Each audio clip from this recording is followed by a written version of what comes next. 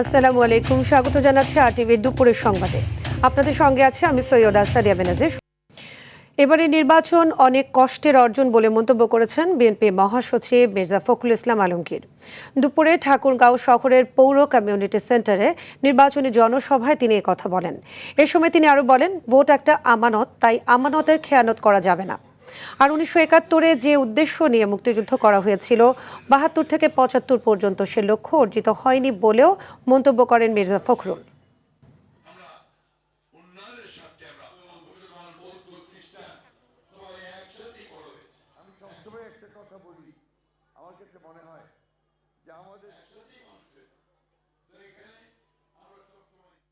একটা গোষ্ঠী ওই 71-কে পিছনে ফেলতে চায়। 71-কে পিছনে ফেললে আমি আমার অস্তিত্বকে অস্বীকার করব। সেই জন্যই আমি সবসময় এই কথা জোর গলায় বলি, 71 হচ্ছে আমার মূল অস্তিত্ব, এটাকে নিয়েই আমাকে এগিয়ে হবে। একটি দল ধর্মকে আলু পটলের মতো ব্যবহার করছে, তারা ক্ষমতায় আসলে আবার নতুন ফ্যাসিবাদের আবির্ভাব হবে বলে মন্তব্য করেছেন বিএনপির সিনিয়র যুগ্ম মহাসচিব রুহুল কবির রিজভী। নয়াপল্টনে দলের কেন্দ্রীয় কার্যালয়ে এক দোয়া মাহফিলে এই মন্তব্য করেন তিনি। বলেন, যারা পাকিস্তানি হানাদার বাহিনীকে সাহায্য করেছে তারা এখন স্বাধীনতার ঘোষক নিয়ে মিথ্যাচার করছে। এ সময় জামায়াতের আমিরের বক্তব্যের সমালোচনা করে রিজভী বলেন, নির্বাচনের আগে বক্তব্যের মাধ্যমে জামায়াতের আসল চেহারা বের হতে শুরু করেছে। জামায়াত ক্ষমতায় আসলে নারীর অধিকার সংকুচিত হবে বলেও মন্তব্য করেন রিজভী। অন্য কোনো মতাদর্শ দিয়ে স্বাধীনতার ঘোষণা নিয়ে জামায়াত আমিরের বক্তব্যে বিএনপি মর্মাহত বলে জানিয়েছেন দলটির নির্বাচনী পরিচালনা কমিটির মুখপাত্র মাহাদি আমিন। তিনি বলেন, মুক্তিযুদ্ধের বিরোধী শক্তি স্বাধীনতার ইতিহাস বিকৃত করছে। এছাড়া পরিকল্পিতভাবে বিএনপি চেয়ারম্যানকে নিয়ে ভুয়া তথ্য ছড়ানো হচ্ছে বলেও অভিযোগ তার। এদিকে অনেকটা প্রস্তুত বিএনপির ইশতেহার, আগামী শুক্রবার ঘোষণা হতে পারে বলে জানান তিনি। বুধবার বিএনপি চেয়ারম্যান তারেক রহমান নির্বাচনী প্রচারে আকাশপথে বরিশাল ও ফরিদপুরে যাবেন বলেও জানান মাহাদি আমিন।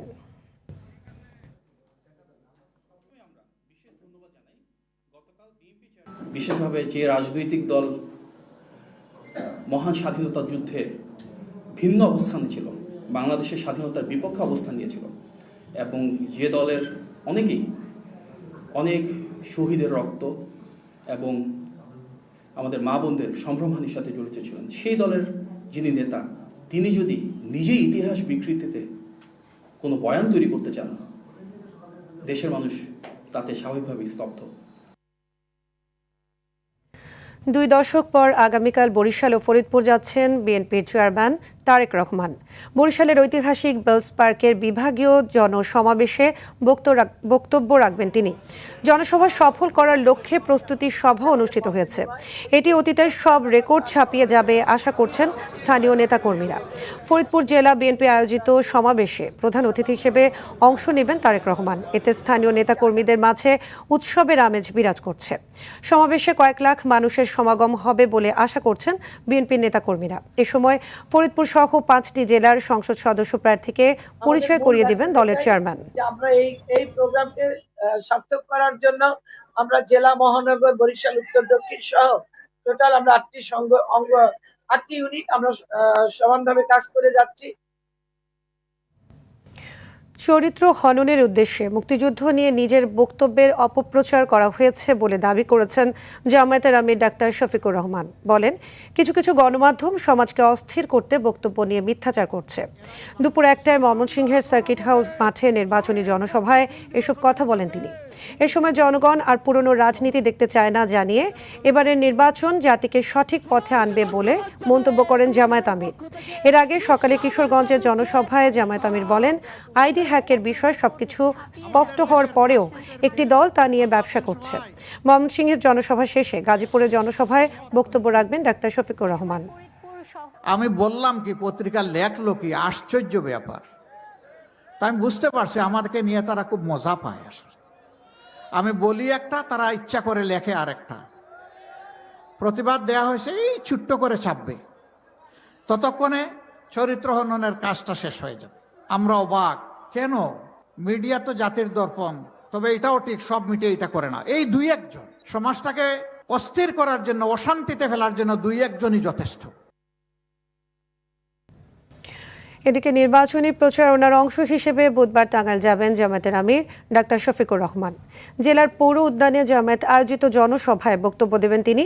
একই সঙ্গে জনসভায় উপস্থিত থাকবেন জাতীয় নাগরিক পার্টি এনসিপির দক্ষিণাঞ্চলের মুখ্য সংগঠক হাসনাত আবদুল্লাহ।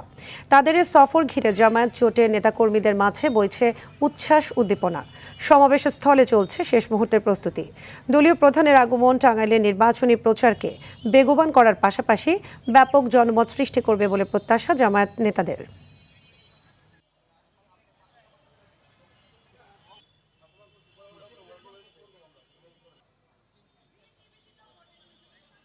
সংগঠন এবং 11 দলের জোটে যারা আছে সকলের মধ্যে একটা ঢেউ লেগে গেছে এবং সেই হিসাবে আমরা প্রোগ্রামটা সুন্দর বাস্তবায়নের জন্য আমরা প্রস্তুতিমূলক প্রোগ্রাম অলরেডি 2-3 করে ফেলছি। আমরা আশা করছি যে টাঙ্গাইলের আপামর জনসাধারণ সবাই অংশগ্রহণ করবে। আমরা সেই প্রস্তুতি গ্রহণ করছি, প্রশাসন আমাদেরকে সহযোগিতা করছে। শেষ মুহূর্তে নির্বাচনী প্রচারে জমে উঠেছে রাজধানীর আসনগুলো। উত্তর ও দক্ষিণ সিটি কর্পোরেশনের আসনগুলোতে সকাল থেকে চষে বেড়াচ্ছেন প্রার্থীরা, দিচ্ছেন ভোটারদের নানা প্রতিশ্রুতি। এলাকার নানা সমস্যার কথা তুলে ধরে তার সমাধানে প্রার্থীরা ভোটারদের দিচ্ছেন নানা আশ্বাস।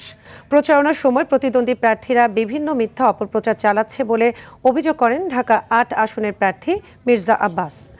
ঢাকা 18 আসনে বিএনপি মনোনীত প্রার্থী SM জাহাঙ্গীর বলেন, জনগণের ভালোবাসায় ধানের শীষ জয়ী হবে। আর ঢাকা 16 আসনের রূপনগরে প্রচারণার সময় বিএনপি প্রার্থী আমিনুল হক বলেন, জামায়াত ক্ষমতার মোহে ইতিহাস বিকৃতির চেষ্টা করছে। এদিকে ঢাকা 10 আসনে জামায়াত মনোনীত প্রার্থী বলেন, নির্বাচনের লেভেল প্লেয়িং ফিল্ড এখনও তৈরি হয়নি, তবে কিছু কিছু জায়গায় নির্বাচনী প্রচারে সংঘাতে পরিণত হচ্ছে। এ নিয়ে মিশ্র প্রতিক্রিয়া জানাচ্ছেন ভোটাররা। উচ্চারণা করে নেতা হওয়া যায় না, বরং নিজে কি করবেন, কি করেছেন, কি করতে পারবেন সেটা বলেন। জনগণ আমাদের সাথে আছে, জনগণকে নিয়ে আমরা কাজ করতেছি। এখানে কোনো পেশি শক্তির বলতে যেটা মিন করে মানুষ, সেটার কোনো সুযোগ নেই। আর এখানে আজকে সোশ্যাল মিডিয়ার যুগ, কেউ কোনো কিছু করে পার পেয়ে যাবে, এটা আমি বিশ্বাস করি না। এবং আমার যেই পরিকল্পনাগুলো রয়েছে, আমি আমার এলাকার মানুষের জন্য সেই পরিকল্পনাগুলো আমার আল্লাহর রহমতে অক্ষরে অক্ষরে বাস্তবায়ন করার চেষ্টা করব। অতীতের নির্যাতন, নিপীড়ন, চাঁদাবাজি, জুলুমবাজি, সন্ত্রাস, ব্যাংক ডাকাতি, এই সমস্ত কারণে মানুষ অত্যন্ত ক্ষিপ্ত হয়ে আছে। দর্শক, এই মুহূর্তে ঢাকার 17 আসনে আছেন সহকর্মী সাকিবুর রহমান এবং ঢাকার 7 আসনে রয়েছেন হাসান মাহমুদ। আমরা সরাসরি যুক্ত হচ্ছি সেখানে। প্রথমে যাব সাকিবের কাছে। সাকিব, নির্বাচনী প্রচারণা কেমন দেখতে পাচ্ছেন? প্রার্থীরা কি কি প্রতিশ্রুতি দিচ্ছেন এবং লেভেল প্লেইং ফিল্ড নিয়ে প্রার্থীদের মধ্যে কোনো অভিযোগ আছে কিনা, সব মিলিয়ে জানাবেন।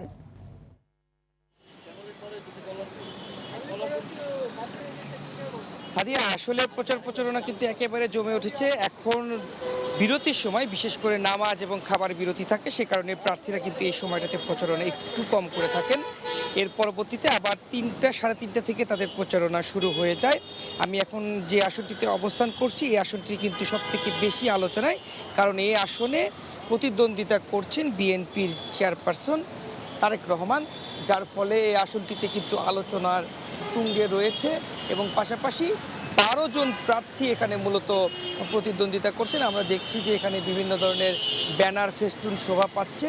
ভোটারদের মধ্যেও কিন্তু মিশ্র প্রতিক্রিয়া রয়েছে, বিভিন্ন ধরনের প্রতিক্রিয়া দিচ্ছেন ভোটাররা। তারা বলছেন যে আসলে দীর্ঘ সময় পর তারা ভোট দিতে পারবেন, যার ফলে তাদের মধ্যে উৎসাহ, উদ্দীপনাটা একটু বেশি লক্ষ্য করা যাচ্ছে। এছাড়াও প্রার্থীরা কিন্তু বিভিন্ন ধরনের কথা বলছেন। কেউ তার আসলে আচরণবিধি লঙ্ঘনের কথা বলছেন, আবার অনেক জায়গায় প্রার্থীরা বলেছেন যে সেখানে আচরণবিধি মেনেই তারা কাজ করছেন। দুই পক্ষের মধ্যে বিভিন্ন ধরনের কথা রয়েছে। এছাড়াও স্বতন্ত্র প্রার্থী যারা রয়েছেন তারাও কিন্তু পুরোদমে মাঠে প্রচার চালিয়ে যাচ্ছেন এবং অনেক জায়গায় স্বতন্ত্র প্রার্থীরা তারা বলছেন যে আসলে ঠিকমতো লেভেল প্লেয়িং ফিল্ডটা নেই, যার ফলে অনেক জায়গায় তারা বাধা পাচ্ছে, এমন কথা তারা বলেছেন। এবং আমরা যে আসনটিতে রয়েছি সেটির আসলে যদি একটু তথ্য দিই, এখানে 12 জন প্রার্থী প্রতিদ্বন্দ্বিতা করবেন। 3,25,000-এর বেশি এখানে ভোটার রয়েছে। ভোটারদের মধ্যেও কিন্তু মিশ্র প্রতিক্রিয়া রয়েছে। তবে প্রতিটি ভোটারের একটি আশা, তারা যেন বিগত বছরগুলোতে যে ভোট দিতে না পারার যে ক্ষোভটি রয়েছে তাদের যে অপূর্ণতা রয়েছে সেটি যেন এবছর না থাকে, তারা যেন নির্বিঘ্নে সুষ্ঠুভাবে কেন্দ্রে গিয়ে ভোটটি তারা দিতে পারে, সে আশায় তারা প্রকাশ করছেন। তো এই ছিল ঢাকা 17 আসন থেকে আমার কাছে সর্বশেষ। সহকর্মী রয়েছেন ঢাকা 7 আসনে, হাসান মাহমুদ জানাবেন সেখানকার পরিস্থিতি। হ্যাঁ সাকিব, আমি এখন রয়েছি ঢাকা 7 আসনে। ঢাকা 7 আসনের কিন্তু সবচেয়ে বড় একটি অংশ কিন্তু এই পুরান ঢাকা নিয়ে গঠিত। ঢাকা 7 আসনে আমরা দেখেছি যে ঢাকা 7 আসনে কিন্তু মোট 11 জন প্রার্থী এই ঢাকা 7 আসন থেকে প্রতিদ্বন্দ্বিতা করছেন এবং ঢাকা 7 আসনে বিভিন্ন সমস্যা রয়েছে।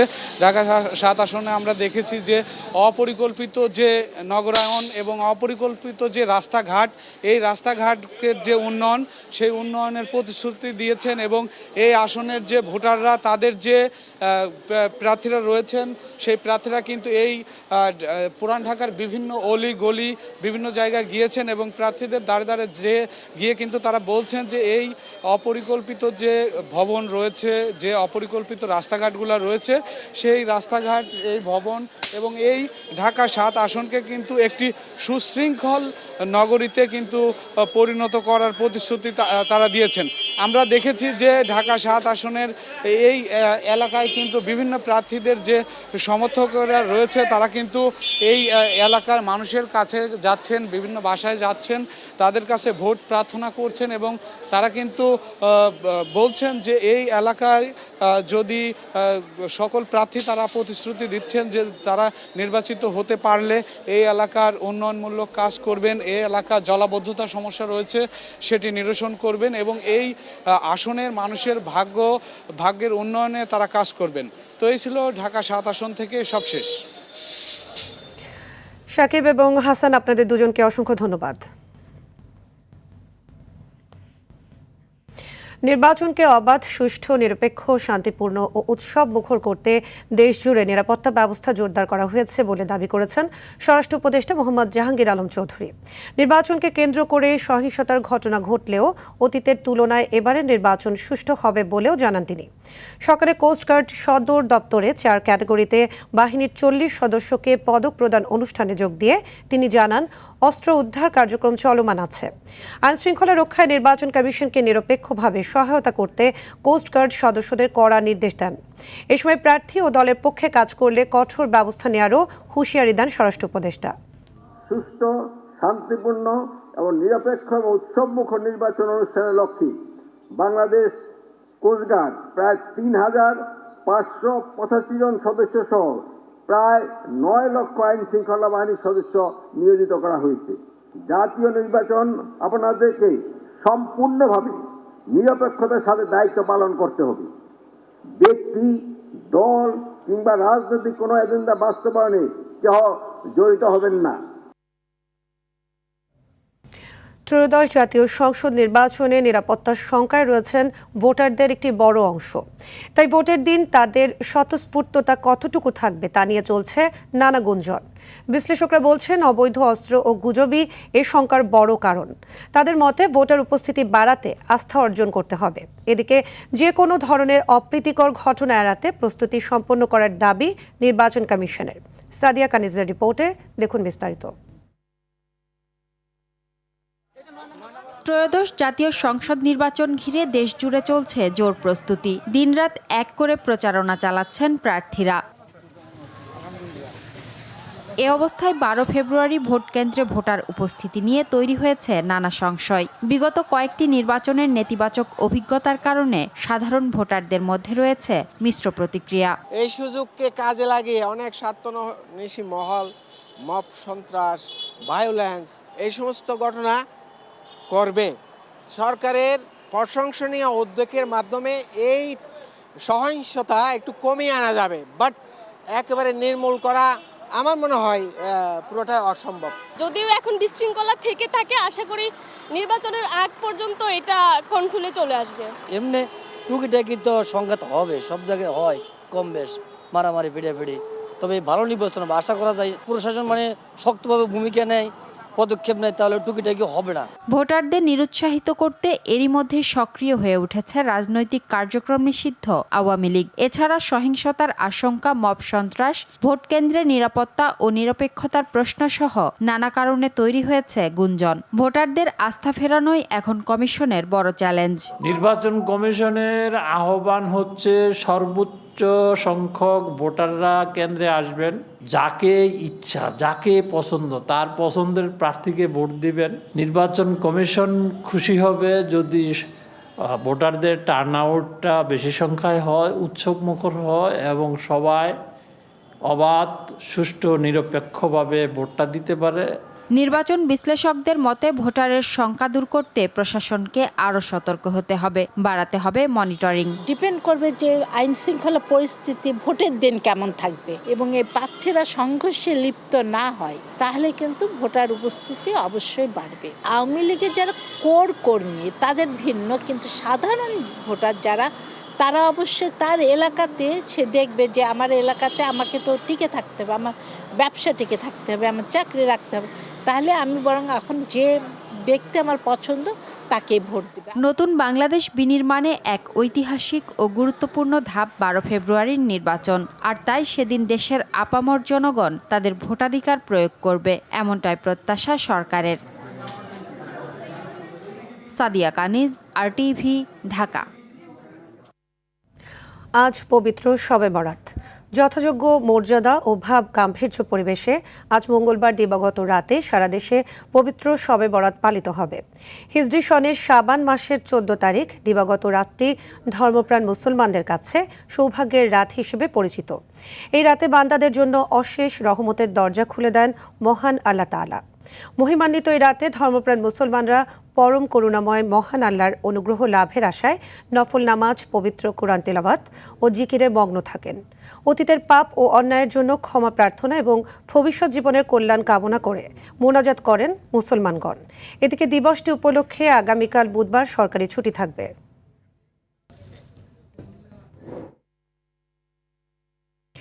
র্যাপিড অ্যাকশন ব্যাটালিয়ন র্যাবের নাম পরিবর্তনের সিদ্ধান্ত নিয়েছে অন্তর্বর্তী সরকার। রাষ্ট্র উপদেষ্টা মোহাম্মদ জাহাঙ্গীর আলম চৌধুরী জানিয়েছেন, বাহিনীর নতুন নাম হবে স্পেশাল ইন্টারভেনশন ফোর্স SIF। সকালে স্বরাষ্ট্র মন্ত্রণালয়ের সভাকক্ষে কোর কমিটির সভা শেষে এই সিদ্ধান্তের কথা জানান তিনি। স্বরাষ্ট্র উপদেষ্টা জানান, র্যাবের পোশাকও পরিবর্তন করা হবে। 2004 সালে 26 মার্চ স্বাধীনতা দিবসের প্যারেডে কুচকাওয়াজে অংশগ্রহণের মাধ্যমে এলিট ফোর্স র্যাবের আত্মপ্রকাশ ঘটে। দেশে জঙ্গি ও সন্ত্রাস দমন এবং আইন শৃঙ্খলার মান উন্নয়নে গঠন করা হয়েছিল র্যাব ফোর্স।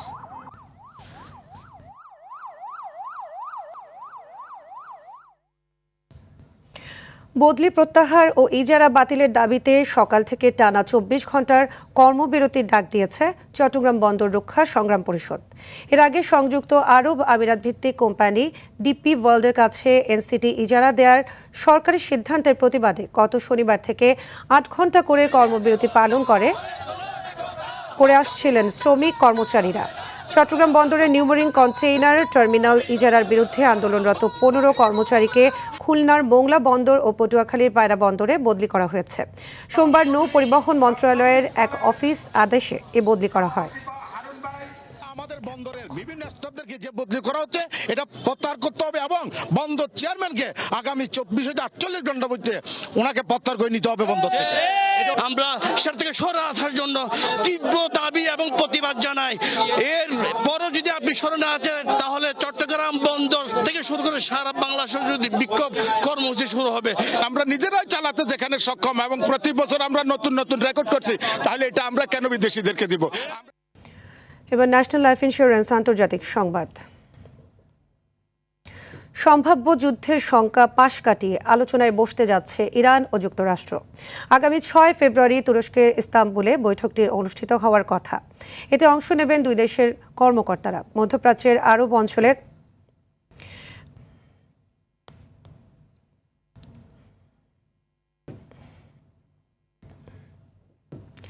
প্রতিনিধি দলের ট্রাম্পের বিশেষ দূত স্টিভ উইটকফ ইরানের প্রতিনিধি দলের নেতৃত্বে থাকবেন পররাষ্ট্রমন্ত্রী আব্বাস আরাকচি। বৈঠকে দুই দেশের প্রতিনিধি দলের পাশাপাশি সৌদি আরব, মিশর, তুরস্ক ও মধ্যস্থতাকারী দেশগুলোর কর্মকর্তারা থাকবেন। আসন্ন বৈঠকের প্রধান এজেন্ডা হবে ইরানের পরমাণু কর্মসূচি।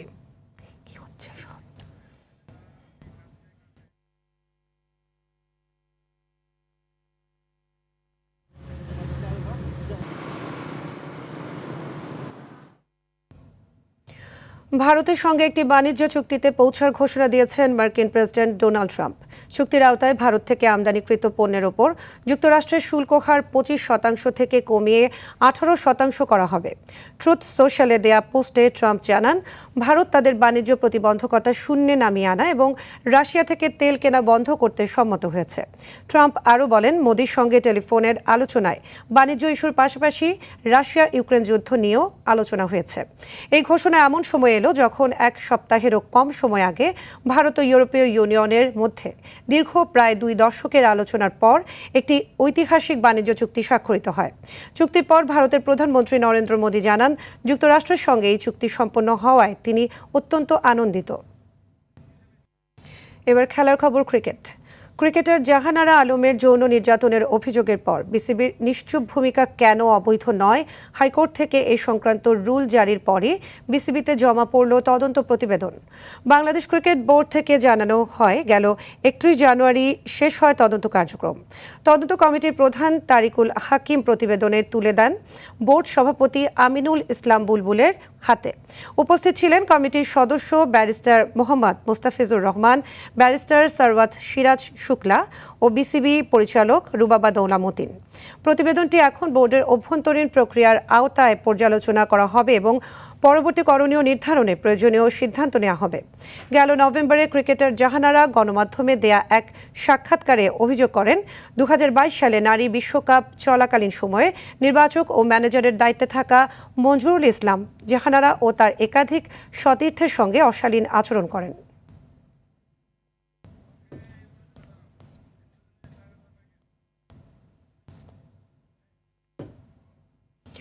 দর্শক, জমে উঠেছে ত্রয়োদশ জাতীয় সংসদ নির্বাচন।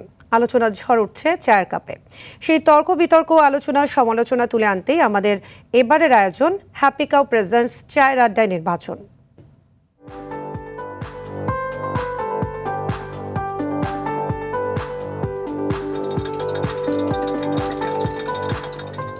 দর্শক, হ্যাপি কাউ চায়ের আড্ডায় নির্বাচন এবারে পর্বে আমি সাইফুর রহিম শাহিন আছি আপনাদের সাথে। গনি আসছে নির্বাচন, জমে উঠেছে এর আলোচনা ও সমালোচনা। তাই এবার আড্ডায় উপস্থিত কক্সবাজার 3 আসনে এলো instant milk powder happy cow, যেমন সাশ্রয়ী তেমনি পুষ্টিগুণে ভরপুর। হ্যাপি কাউ, গরুর দুধের স্বাদ সবাই পাক।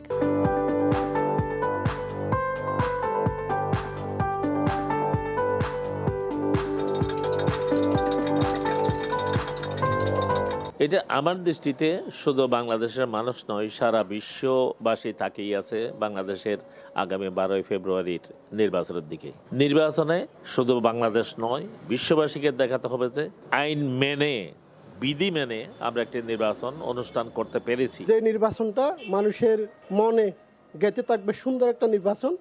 আমরা চাই সবাই যেন সুন্দর একটা সরকার বেছে নেয়, যারা ভালো সুস্থ দেশ করতে পারবে, উন্নয়ন করতে পারবে দেশের জন্য, ওই ধরনের আমরা প্রার্থী চাই। গত 17 বছর আমি প্রতিটি অঞ্চলে, গ্রামে গঞ্জে গিয়েছি।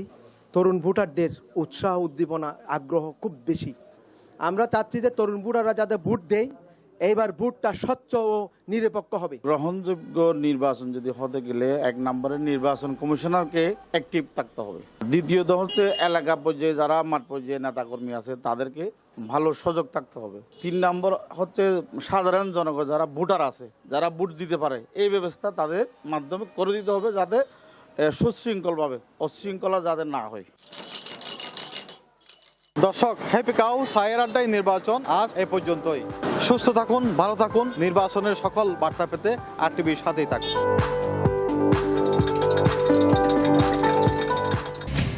দুপুরের সংবাদ এ পর্যন্তই। জেলার সংবাদ বিকেল 4:45টায় দেখার আমন্ত্রণ রইল। ধন্যবাদ সবাইকে।